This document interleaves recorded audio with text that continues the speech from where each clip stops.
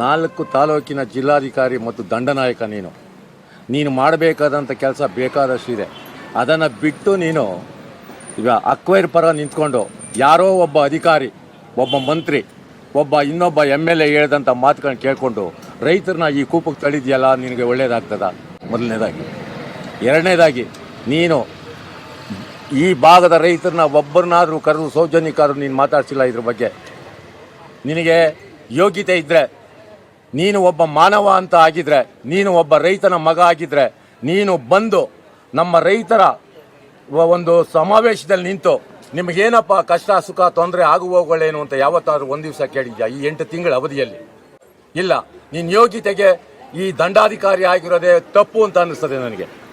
ನೀನು ದಂಡಾಧಿಕಾರಿ ಅಲ್ಲ, ನೀನು ದಂಡಾಧಿಕಾರಿ ಅಲ್ಲ, ನೀನು ಒಬ್ಬ ಬಂಡಾಧಿಕಾರಿ ಅಂತ ಇವತ್ತಿನ ದಿವಸ ನಾನು ಹೇಳ್ತಾ ಇದ್ದೀನಿ. ನಿನಗೆ ಚಾಲೆಂಜ್ ಆಗ್ತೀನಿ. ನೀನು ಬಂದು ಇಲ್ಲಿ ರೈತರ ಇದರಲ್ಲಿ ನಮ್ಮ ಬೈರಮಂಗಲ ಸರ್ಕಲ್ ನಿಂತ್ಕೊಂಡು ನಿನಗೆ ಎಷ್ಟು ಜನ ಫಾರ್ ಅವರ ನಿಲ್ಸುವ ಮಗ್ಲಲ್ಲಿ, ಎಷ್ಟು ಜನ ಬೇಡ ಅಂತಾರೆ ಅಂತ ಅನ್ನೋದನ್ನ ನಿಲ್ಸುವ ಮಗ್ಲಲ್ಲಿ ನಿನಗೆ ಚಾಲೆಂಜ್ ಆಗ್ತೀನಿ. ನಿನಗೆ ಧೈರ್ಯ ಇದ್ದರೆ, ನೀನು ತಾಕತ್ತಿದ್ರೆ ಬಾ ಇಲ್ಲಿಗೆ ಅಂತ ಇವತ್ತು ಕೇಳ್ಕೊತಾ ಇದ್ದೀನಿ.